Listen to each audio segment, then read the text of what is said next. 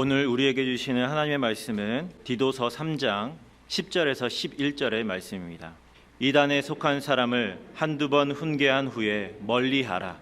이러한 사람은 내가 아는 바와 같이 부패하여 스스로 정죄한 자로서 죄를 짓느니라. 아멘. 네, 오늘도 하나님 앞에 예배하러 나오신 우리 모든 성도님들 주님 이름으로 환영하고 축복합니다.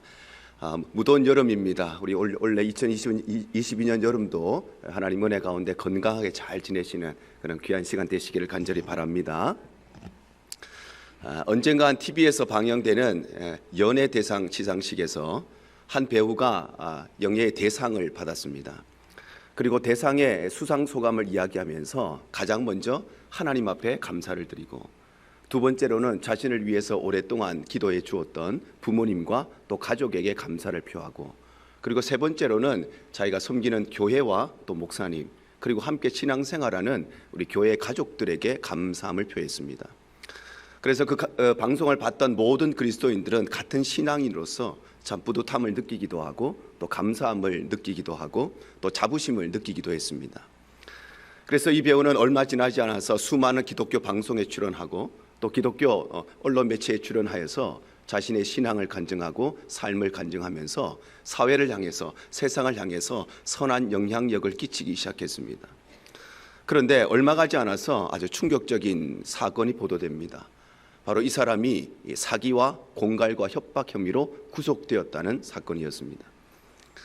특별히 그가 저지른 범죄는 인간의 어떤 부족함들, 연약함 때문에 생긴 실수가 아니라 아주 오랜 시간 동안 계획적으로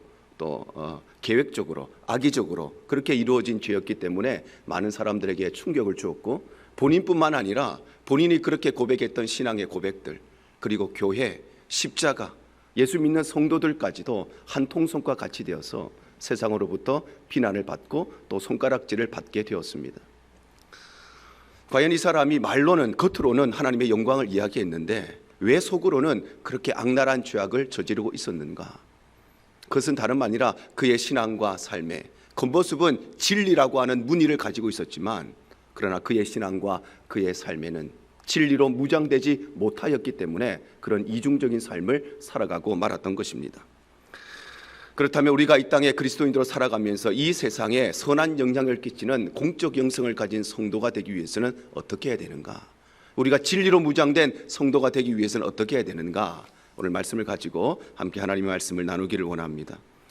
첫 번째로, 진리로 무장된 성도는 진리를 분별할 수 있는 사람입니다. 오늘 보면 10절 상반절에 이렇게 말씀을 합니다. 이단에 속한 사람을, 이렇게 말씀하죠.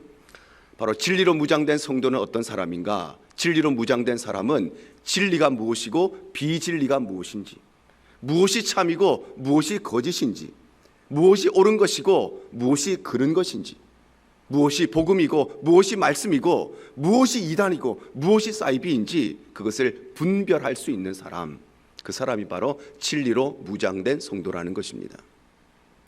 오늘 성경이 말하는 이 이단에 속한 사람이라고 하는 것은 원래 처음부터 이단에 속해 있었던 사람, 그런 사람을 말하는 것이 아니라 원래는 진리의 공동체에 속해 있었는데, 원래는 교회 공동체 안에 속해 있었는데, 그런데 진리와 비진리를 분별할 수가 없어서 무엇이 말씀이고 무엇이 복음이고 무엇이 거짓된 교리이고 이단의 사상인지 그것을 분별할 수가 없어서 원래는 교회 공동체 안에 소속되어 있다가 그 이후에 이단에 속하게 된 사람을 의미합니다.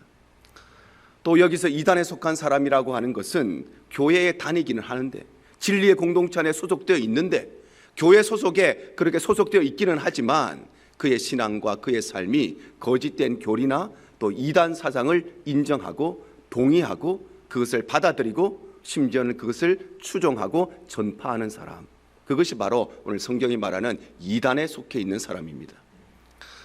이단이라고 하는 것은 달을 이자의 끝단자, 그래서 시작은 같은데 끝은 다른 것, 겉모습은 같은데 속은 다른 것, 그것이 이단입니다. 가짜 휘발유 안에 가장 많이 들어가 있는 것은 진짜 휘발유지요.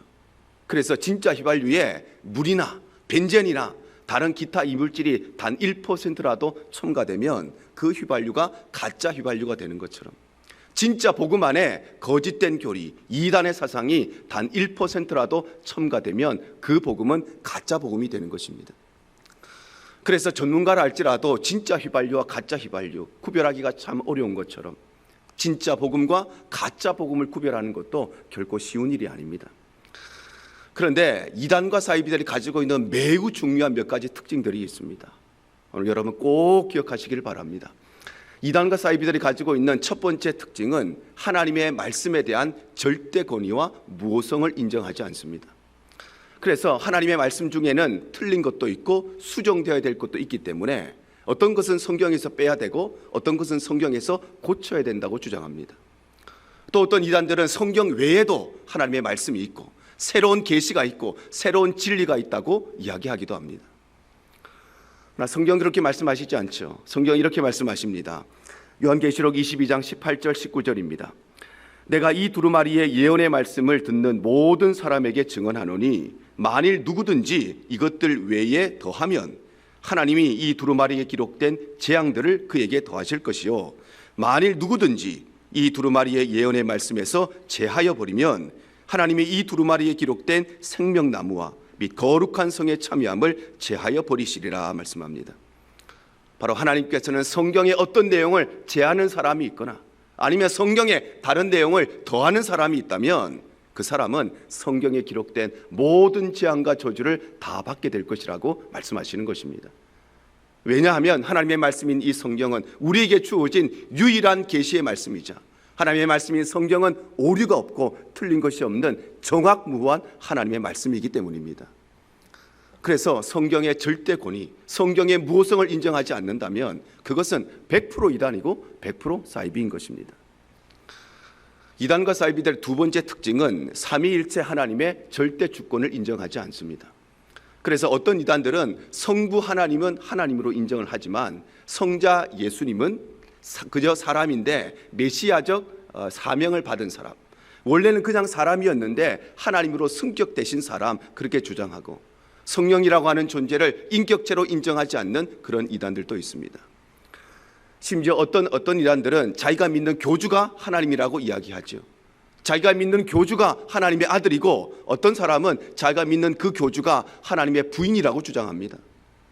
어떤 이단들은 자기가 믿는 그 교주가 성령이라고 이야기하고 또 보혜사라고 주장하기도 합니다. 성경이 이렇게 말씀하시죠. 고린도후서 13장 13절입니다.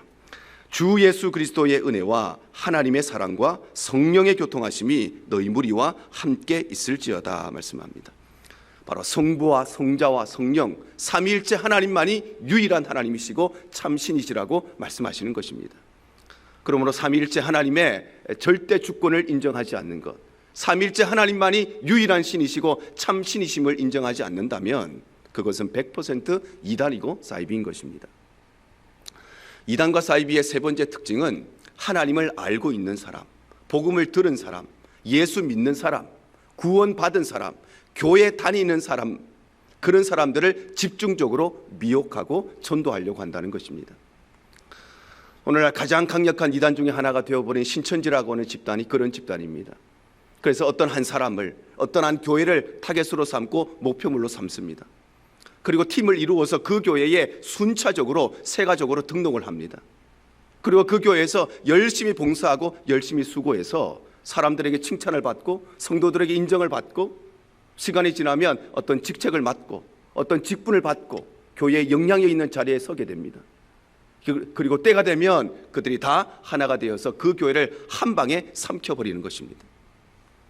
그래서 성경이 이렇게 말씀하십니다. 마태복음 24장 24절입니다. 거짓 그리스도들과 거짓 선지자들이 일어나 그 표적과 기사를 보여 할 수만 있으면 택하신 자들도 미혹하리라 말씀합니다.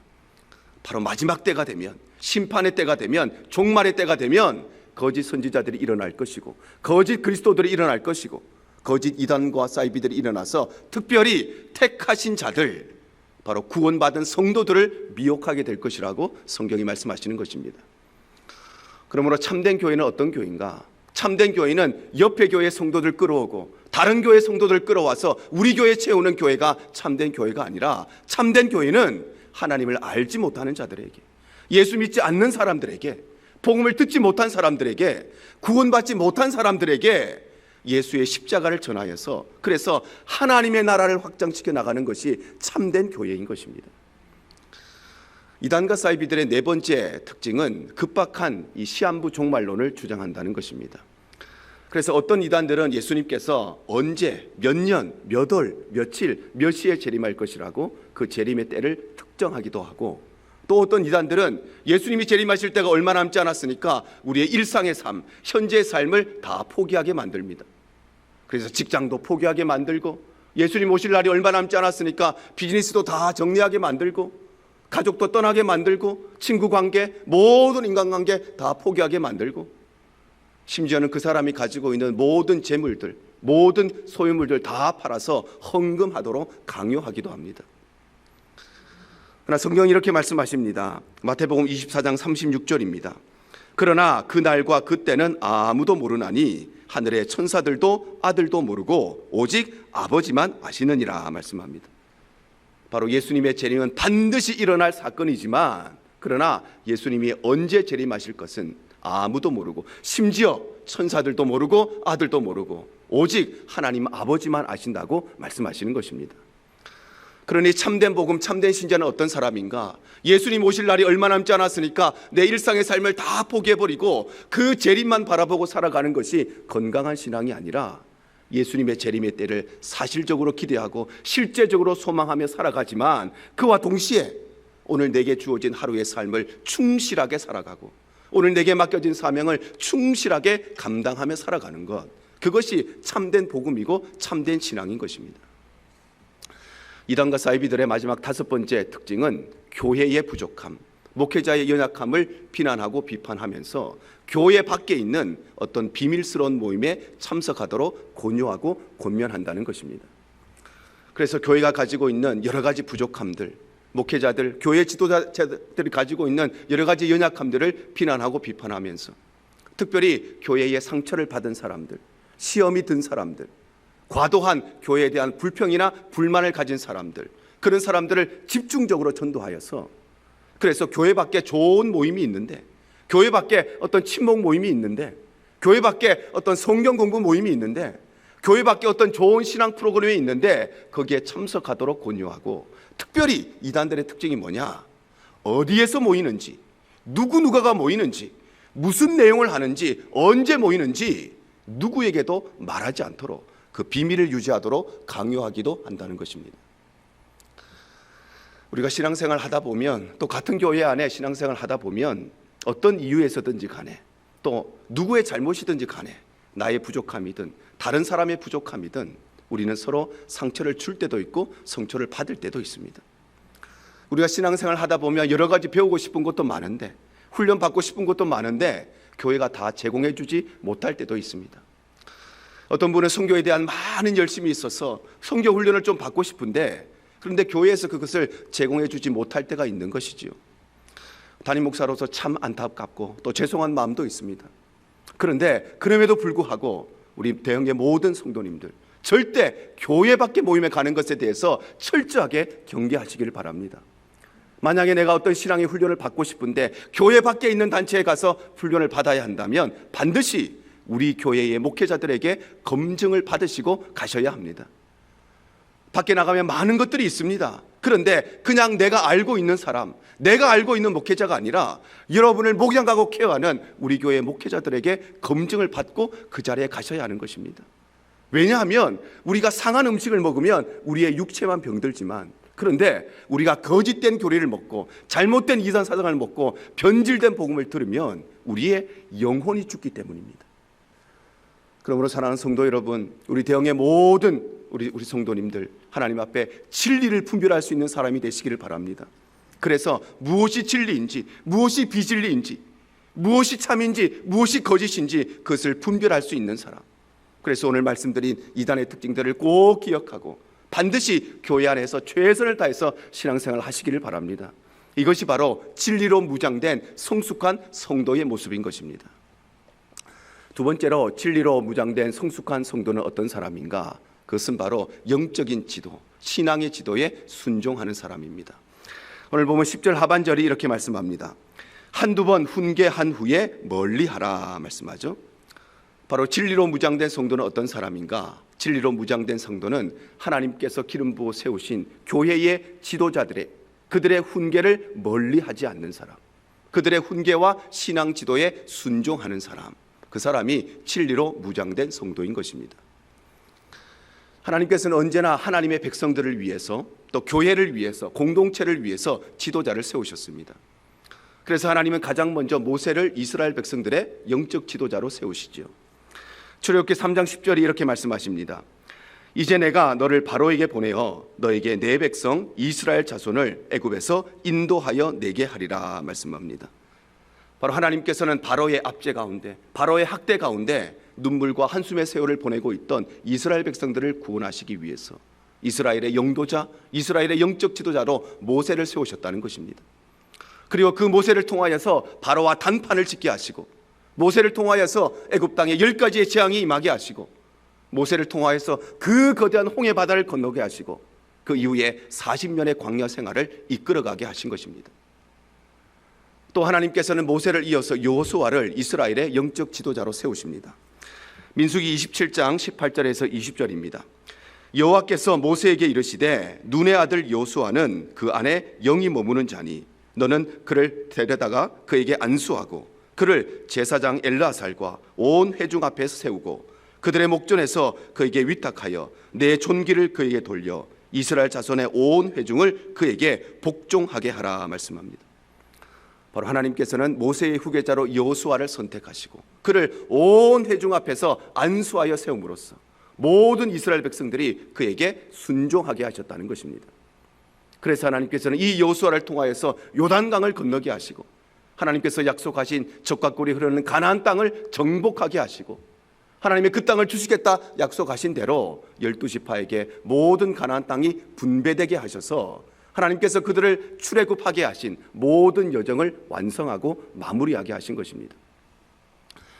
뿐만 아니라 하나님께서는 소년 다윗을 이스라엘의 왕으로 세우시죠. 사무엘상 16장 12절과 13절입니다. 이에 사람을 보내어 그를 데려오매 그의 빛이 붉고 눈이 빼어나고 얼굴이 아름답더라. 여호와께서 이르시되 이가 크니 일어나 기름을 부으라 하시는지라. 사무엘이 기름 뿔병을 가져다가 그의 형제 중에서 그에게 부었더니 이날 이후로 다윗이 여호와의 영에게 크게 감동되니라 말씀합니다. 바로 하나님께서는 이스라엘의 초대 왕이었던 사울을 패하시고 그의 후계자로 바로 소년 다윗을 기름을 부어 왕으로 세우셨다는 것입니다. 그리고 하나님께서는 이 소년 다윗을 통하여서 이스라엘 나라를 믿음의 반석 위에 세우게 하시고 모든 이방 민족들을 정복하게 하시고 특별히 인류 역사상 처음으로 하나님을 예배하는 거룩한 성전의 기초를 준비하게 하셔서 이스라엘을 최강대국의 하나님의 은혜를 입게 하셨던 것입니다. 그런가 하면 하나님께서는 신약시대에는 이 지상의 교회를 세우시고 이 교회의 진리의 공동체로 거룩한 공동체로 세워가기 위해서 하나님은 교회의 지도자들을 세우십니다. 그래서 예수님께서는 12제자들을 세우시고 그들로 하여금 교회의 지도자가 되게 하셨습니다. 마가복음 3장 13절에서 15절입니다. 또 산에 오르사 자기가 원하는 자들을 부르시니 나아온지라. 이에 12를 세우셨으니 이는 자기와 함께 있게 하시고 또 보내사 전도도 하며 귀신을 내쫓는 권능도 가지게 하려 하심이라 말씀합니다. 바로 예수님께서는 12제자를 부르시고 그들을 사도로 세우셔서 그들을 통하여 교회를 맡기시고 교회를 이끌어갈 영적 지도자들로 세우셨다는 것입니다. 그래서 예수님께서는 이 12제자를 통하여서 예수님께서 승천하신 이후에 남은 성도들의 구심점 역할을 하게 되고 그래서 오순절 성령 강림을 통하여서 이 땅에 하나님의 교회가 탄생되게 하시고 12사도를 통해서 올바른 복음이 선포되게 하시고 그들을 통하여서 회개와 부흥의 역사를 이끌어가게 하신 것입니다. 그런가 하면 하나님께서는 이방 민족의 지도자로 이방 교회의 영적 지도자로는 바울을 세우시죠. 사도행전 9장 15절에서 17절입니다. 주께서 이르시되 가라 이 사람은 내 이름을 이방인과 임금들과 이스라엘 자손들에게 전하기 위하여 택한 나의 그릇이라. 그가 내 이름을 위하여 얼마나 고난을 받아야 할 것을 내가 그에게 보이리라 하시니 아나니아가 떠나 그 집에 들어가서 그에게 안수하여 이르되 형제 사울아 주 곧 네가 오는 길에서 나타나셨던 예수께서 나를 보내어 너로 다시 보게 하시고 성령으로 충만하게 하신다 말씀합니다. 바로 하나님께서는 이방인들에게 복음을 전하기 위해서, 이방인들의 지역에 하나님의 교회를 세우기 위해서 바울을 선택하시고 안수하여 세우셨다는 것입니다. 그래서 하나님은 바울을 인류 역사상 최초의 선교사로 파송되게 하시고, 그를 통하여 이방 지역에 복음이 선포되게 하시고 교회가 세워지게 하시고, 특별히 하나님의 복음이 대륙을 넘어서 유럽으로 복음이 전파되게 하셔서 땅끝까지 이르러 내 증인이 되라 말씀하신 세계 복음화의 초석을 바울을 통해서 놓게 하신 것입니다. 이처럼 하나님께서는 시대마다 하나님의 백성들을 위해서, 공동체를 위해서, 교회를 위해서 하나님은 영적 지도자를 세우셨기 때문에, 그래서 진리로 무장된 성도들은 하나님이 세우신 이 영적 권위에 순종하고 영적 리더십을 따르며 영적 지도자들의 신앙의 지도에 순종하는 것이 바로 진리로 무장된 성도의 모습인 것입니다.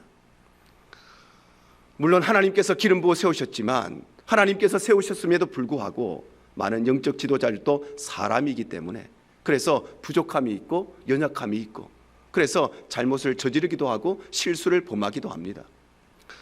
오늘날 하나님께서 세우신 교회의 지도자들, 목회자들, 장로님들 역시도 사람이지요. 그래서 연약함이 있습니다. 그래서 부족함이 있습니다.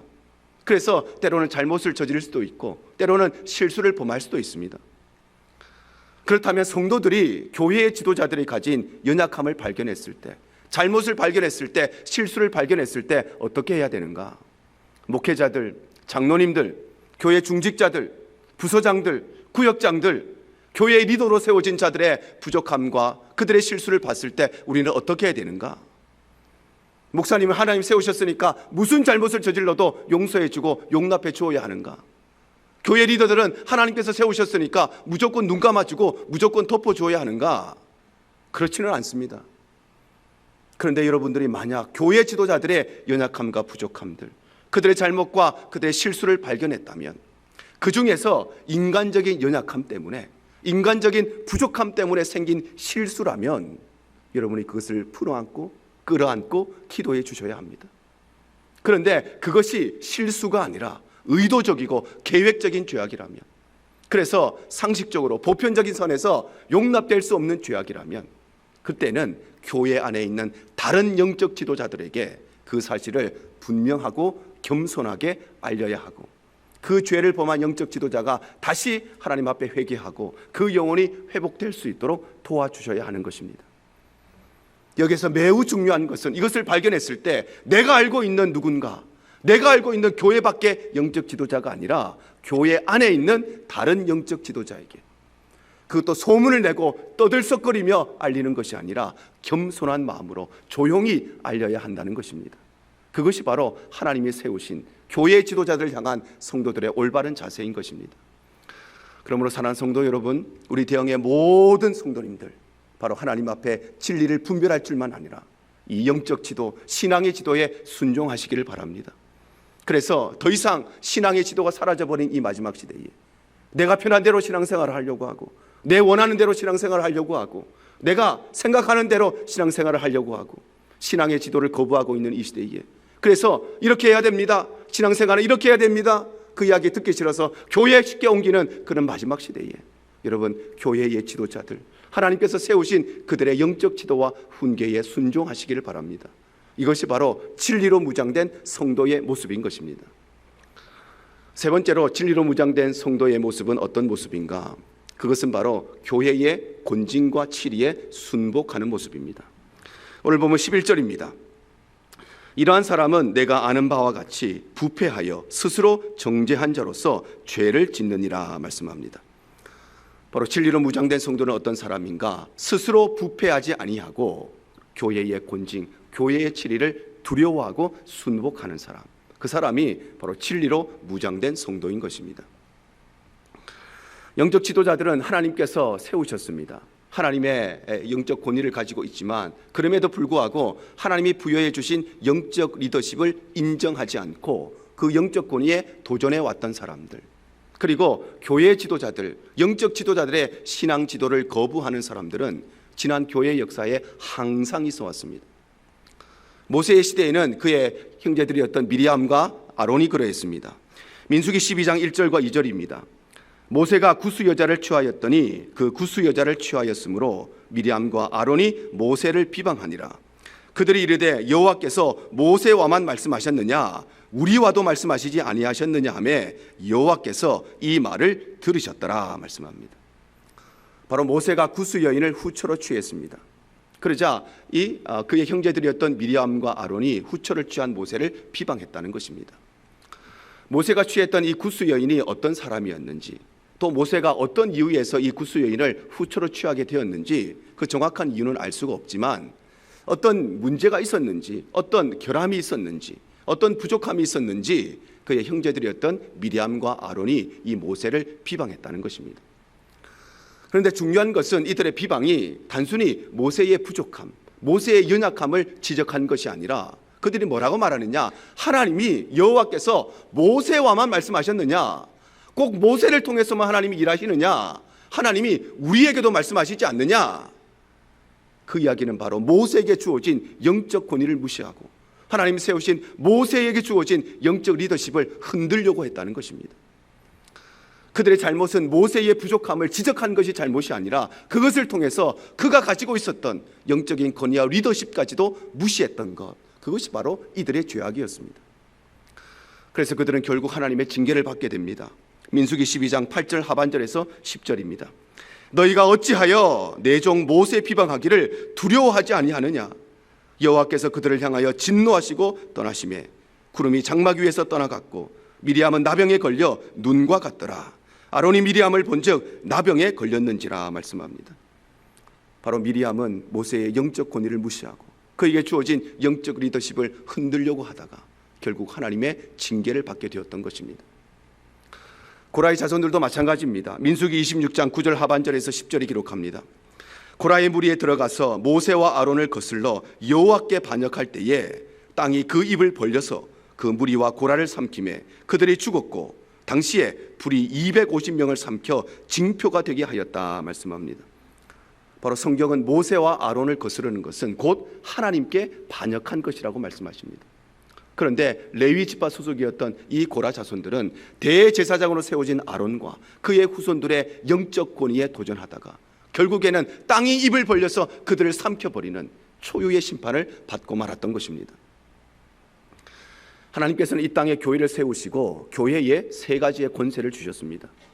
첫 번째는 교리권을 주셨고, 두 번째는 사역권을 주셨고, 세 번째는 치리권을 주셨습니다. 교리권이라고 하는 것은 교회가 하나님의 진리의 말씀을 수호하고 그것을 선포할 수 있는 권세를 말합니다. 그래서 하나님은 교회에 말씀을 선포하는 강단을 주신 것입니다.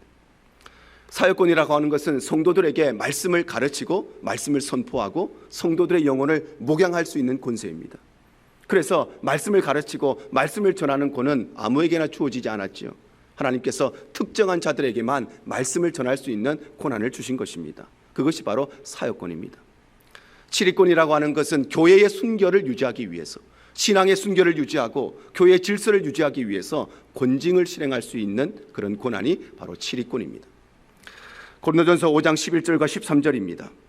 이제 내가 너희에게 쓴 것은 만일 어떤 형제라 일컫는 자가 음행하거나 탐욕을 부리거나 우상 숭배를 하거나 모욕하거나 술 취하거나 속여 빼앗거든 사귀지도 말고 그런 자와는 함께 먹지도 말라 함이라. 밖에 있는 사람들은 하나님이 심판하시려니와 이 악한 사람은 너희 중에서 내쫓으라 말씀합니다. 바로 교회의 치리권은 교회가 스스로 만들어낸 권세가 아니라 교회의 치리권은 교회의 주인이신 하나님께서 교회에 부여해 주신 특별한 권세이며 교회의 머리 대신 예수 그리스도께 위임받은 고유한 교회의 권세인 것입니다. 그래서 예수님께서도 이렇게 말씀하십니다. 마태복음 18장 15절에서 17절입니다. 내 형제가 죄를 범하거든 가서 너와 그 사람과만 상대하여 권고하라. 만일 들으면 네가 네 형제를 얻은 것이요 만일 듣지 않거든 한두 사람을 데리고 가서 두세 증인의 입으로 말마다 확증하게 하라. 만일 그들의 말도 듣지 않거든 교회의 말하고 교회의 말도 듣지 않거든 이방인과 세리와 같이 여기라 말씀합니다. 바로 예수님께서는 죄 있는 사람이 있다면 그 사람에게 개인적으로 조용히 겸손하게 찾아가서 그를 권고하라고 말씀하십니다. 그런데 그 개인적인 권고를 듣지 않거든 믿음의 친구들, 신앙의 동역자들과 함께 그를 권고하라고 말씀하시고 그럼에도 불구하고 그 말을 듣지 않거든 교회에 말하여서 교회의 영적 지도자를 통해서 그에게 권고하라고 말씀하시고, 그럼에도 불구하고 듣지 않는다면 그 사람은 이방인과 같이, 세리와 같이 여기고 교회에서 내쫓으라고 말씀하시는 것입니다. 그런데 오늘날 우리가 살아가는 이 현대 시대에는 더 이상 교회의 권징이나 교회의 치리가 유명무실해진 그런 시대가 되었습니다. 교회가 왜 거룩함을 잃어버렸는가? 교회가 왜 정결함을 잃어버렸는가? 왜 교회가 신앙의 순결함을 잃어버렸는가? 그것은 다름 아니라 잘못된 신앙생활을 지적해주는 훈계와 신앙의 지도가 사라져버렸기 때문에, 교회의 권징이 더 이상 실행되지 않기 때문입니다. 오늘날 많은 사람들은 편하게 신앙생활을 하려고 합니다. 대충 신앙생활을 하려고 합니다. 사랑하는 성도 여러분, 신앙생활은 쉽게 하는 것이 아닙니다. 신앙생활은 편하게 하는 것이 아닙니다. 신앙생활은 하나님 앞에 올바르게 해야 되는 것입니다. 주일 성수하는 것, 하나님 앞에 온전한 헌금을 올려드리는 것, 교회를 봉사하는 것, 올바른 신앙 지도를 받지 않으려고 하는 시대가 오늘날의 시대입니다. 내 귀에 좋은 소리만 들으려고 하고 좋은 이야기만 들으려고 하는 것, 훈계하는 이야기, 지도하는 이야기 듣기 싫어하는 시대가 오늘날의 시대인 것입니다. 오늘날 왜 교회가 싸우고 분쟁하고 다투느냐? 바로 하나님의 교회에 주어진 권세와 권위를 우습게 생각하기 때문에 교회 안에서 싸우는 것입니다. 사랑하는 성도 여러분, 우리 대형의 모든 가족들, 교회의 권징과 치리에 순복하시기를 바랍니다. 그리하여서 교회 지도를 통해서 주어지는 우리 신앙의 훈계와 그 지도를 받으시고, 그래서 우리의 신앙이 정결한 신앙으로, 거룩한 신앙으로, 온전한 신앙으로 세워지시기를 바랍니다. 이것이 바로 진리로 무장된 거룩한 성도의 모습인 것입니다. 오늘 말씀 정리하려고 합니다. 오늘날 우리 현대 기독교인은 더 이상 죄에 대한 통렬한 지적이 사라져 버렸습니다. 죄를 지으면 그것을 죄라고 말하지 않고 실수라고 포장하는 시대가 오늘날의 시대입니다. 그래서 올바른 신앙생활을 위한 올바른 신앙의 지도가 사라지고, 올바른 훈계가 사라지고, 잘못했음에도 불구하고 교회의 권징과 치리가 사라져버린 시대가 오늘날의 시대입니다. 그래서 더 이상 회개의 메시지가 사라지고 성공의 메시지, 축복의 메시지만 이 강단을 차지하고 있고, 오늘날 무조건적인 격려와 또 과도한 그런 위로가 복음의 자리를 위협하고 있습니다. 그런데 오늘 성경은 우리에게 뭐라고 말씀하시느냐? 진리로 무장된 거룩한 성도, 진리로 무장된 성숙한 성도들은 다름 아니라 진리를 분별할 수 있는 사람, 진리를 분별하기 위해서는 그냥 되어지는 것이 아니라 철저한 신앙의 훈련과 철저한 신앙의 지도를 받아야만 무엇이 진리고 무엇이 비진리인지, 무엇이 참이고 무엇이 거짓인지를 분별할 수 있는 것입니다. 진리로 무장된 성도는 다름 아니라 교회에 세워진 영적 지도자들의 영적인 권위를 인정하고 그 신앙의 지도와 훈계에 순종하고 교회의 권위를 기억하고 교회의 치리와 교회의 권징에 순복하는 것이 바로 진리로 무장된 성도의 모습이라고 말씀하십니다. 사랑하는 저와 여러분 모두가 오늘 이 말씀을 기억하셔서 우리 한 사람 한 사람이 세상을 향하여서 선한 영향을 끼치는 공적 영성을 가진 성도들, 그래서 진리로 무장된 거룩하고 성숙한 성도들이 되어서 세상을 변화시키는 생명의 삶을 살아가실 수 있기를 주님 이름으로 축복합니다. 이것이